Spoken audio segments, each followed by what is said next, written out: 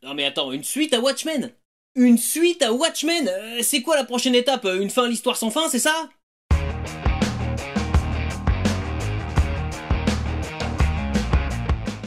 Salut à vous pauvres mortels, et bienvenue sur Comics Rise, la chaîne qui lit à travers les pages de vos comics. Si on se retrouve aujourd'hui, c'est pour parler de Doomsday Clock, la suite de Watchmen. Évidemment, pour éviter de vous gâcher la lecture, je limiterai au maximum les spoilers concernant Doomsday Clock dans cette vidéo. Mais pour vous parler de Doomsday Clock, je vais être obligé de faire quelques révélations concernant Watchmen, puisque la lecture de l'œuvre originale de 1986 par Alan Moore et Dave Gibbons est de toute façon indispensable pour comprendre la série de Geoff Johns et Gary Frank, parue entre 2017 et 2019 chez DC Comics. J'ai consacré une vidéo d'analyse à Watchmen il y a quelques temps, et je vous invite à y jeter un œil, le lien est dans la description.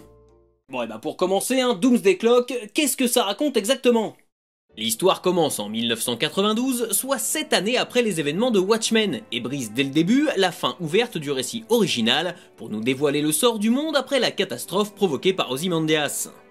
En cavale après que la vérité ait été révélée, Adrian Veidt cherche en vain son ancien ami le docteur Manhattan, seul être capable de sauver la situation. Aidé par un mystérieux individu ayant enfilé le masque de Rorschach et par le duo criminel formé par le mime et la marionnette, Ozymandias va devoir voyager entre les dimensions pour suivre la trace du docteur jusqu'à faire face à Superman, Batman et au reste de la Justice League.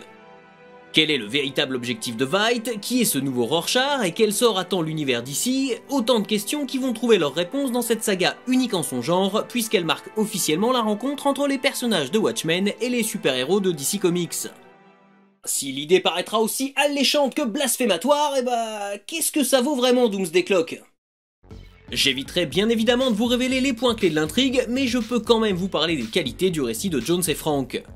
Côté scénario, au-delà de la réutilisation des personnages de Watchmen, Geoff Johns livre une série référencée à l'échelle de DC Comics et qui dérive dans le méta total, dans une mesure qui pourrait presque paraître trop appuyée.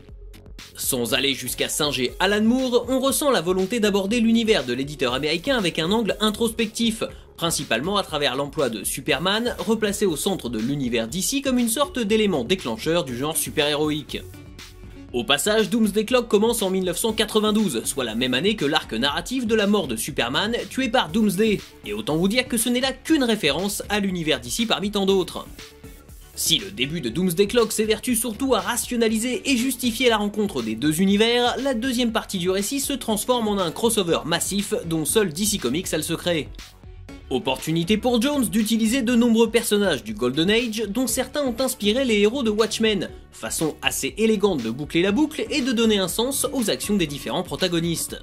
D'ailleurs, le casting de Doomsday Clock est pour beaucoup dans le plaisir que l'on retire de sa lecture. Le mime et la marionnette sont vraiment fun, et bien que leur rôle puisse paraître anecdotique au premier abord, ils n'en sont pas moins attachants et même touchants. Les interactions entre les héros de Watchmen et des figures incontournables de DC Comics s'avèrent être assez jouissives. Évidemment, je n'irai pas plus loin en termes de révélation, mais attendez-vous quand même à quelques séquences vraiment drôles ou épiques. Alors oui, les 12 numéros de Doomsday Clock regorgent aussi de clins d'œil un peu forcés et de passages obligés hyper prévisibles. Mais Geoff Johns maîtrise son sujet et réussit l'exercice difficile, voire impossible, de transformer l'essai pour cette périlleuse idée au double niveau de difficulté. D'un côté, il donne une suite plausible à Watchmen, et de l'autre, il parvient à intégrer la licence à l'univers de la distinguée concurrence sans pour autant finir au bûcher, ce qui était quand même loin d'être gagné. Graphiquement, l'hommage au travail de Gibbons par Gary Frank est également flagrant, notamment dans le découpage des pages reprenant la disposition en gaufrier de 9 cases. Le style intemporel de l'artiste se prête vraiment bien à l'histoire, tant ancrée dans le présent que dans la titanesque chronologie de DC. Malheureusement, c'est aussi en partie à cause de l'application de ce dernier à fournir un travail irréprochable que la série a pris beaucoup de retard lors de sa publication aux États-Unis. Il aura quand même fallu 2 ans pour lire l'intégralité de cette saga qui devait au départ être au centre de DC Rebirth, et qui finalement ne trouve plus forcément la place escomptée dans les plans de l'éditeur. Une sortie très étalée qui a sans doute joué sur le rôle de Doomsday Clock en limitant son influence sur le reste du catalogue DC Comics. Et c'est sûrement le plus gros reproche que l'on pourra faire à Doomsday Clock, n'être qu'un hommage méta à Watchmen et au multivers de DC sans apporter quoi que ce soit de réellement nouveau. Chez les Big Two, le statu quo final reste la règle, ce qui n'était absolument pas le cas dans l'œuvre originale de Moore et Gibbons, et nous révèle donc une forme d'incompatibilité entre les deux univers.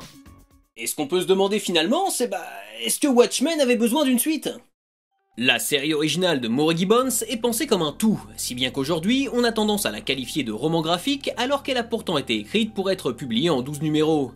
Malgré sa fin ouverte, Watchmen appelle sûrement plus à l'imagination du lecteur qu'à une véritable suite qui imposerait une vision du futur des personnages et de leur monde. Évidemment, Alan Moore reste aujourd'hui farouchement opposé à toute suite ou adaptation de son travail, sous quelque forme que ce soit.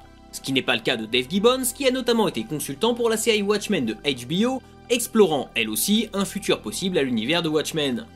Après le déjà controversé et inégal Before Watchmen, et à l'heure où une série dédiée à Rorschach débute chez DC Comics, il semble évident que le statut d'œuvre intouchable de Watchmen a du plomb dans l'aile. Reste à savoir si Doomsday Clock marque le début d'un véritable univers partagé, et pour le coup, j'en doute un peu. Pour moi, Doomsday Clock affirme la volonté de DC Comics de pouvoir réutiliser comme bon lui semble les héros de Moore et Gibbons, et ce malgré le fait qu'Alan Moore soit totalement réfractaire à l'idée. Que l'on soit ou non partisan de cette figure incontournable de la bande dessinée, il faut quand même se souvenir que lui-même n'a jamais eu d'hésitation à mettre en scène des personnages qu'il n'avait pas créés, comme Swamp Thing ou Superman. À partir de là, même en étant un fanboy absolu du maître et en comprenant totalement la vision actuelle qu'il a de la pop culture, je ne vois pas de réelle raison de s'opposer à la démarche de DC Comics. Qu'on y voit une hérésie créative ou un opportunisme commercial, on pourra toujours saluer une prise de risque non négligeable face au véritable culte autour de Watchmen et un public de puristes difficile à convaincre. Ce qu'il faut retenir, c'est que ces nouvelles œuvres gravitant autour du récit original, qu'elles soient des suites ou des préquels, sur le papier ou sur les écrans, n'enlèvent rien à la puissance et au ton profondément novateur de Watchmen. Bien au contraire, ceux qui seront déçus par Doomsday Clock verront sans doute leur foi envers la série de Moore et Gibbons renforcée, sorte de confirmation que rien n'arrive à la hauteur des 12 épisodes originaux. Évidemment, si vous avez lu Doomsday Clock, je suis assez curieux d'avoir votre avis sur la série, donc n'hésitez pas à m'en parler dans les commentaires. Avant de terminer, je tiens à vous signaler que vous pouvez dès maintenant rejoindre la chaîne en souscrivant à un abonnement mensuel pour soutenir mon travail. Pour seulement 1,99€ par mois, vous me permettrez de travailler dans de meilleures conditions matérielles et vous découvrirez en exclusivité les thèmes et les miniatures des prochaines vidéos. Il suffit d'aller cliquer sur le bouton rejoindre sous cette vidéo ou sur la page d'accueil de la chaîne. Votre soutien est précieux, mais si vous ne pouvez pas contribuer financièrement, souvenez-vous qu'un simple partage sur les réseaux sociaux vaut déjà tout l'or du monde pour les créateurs que vous suivez. Si cette chaîne existe depuis plus de 7 ans maintenant, c'est aussi grâce à vous et je vous en remercie. Voilà, jusqu'à la prochaine fois, je compte sur vous pour avoir de saines lectures. On continue à parler de comics sur les réseaux sociaux, partagez cette vidéo et n'oubliez pas de vous abonner à la chaîne pour ne pas rater la prochaine.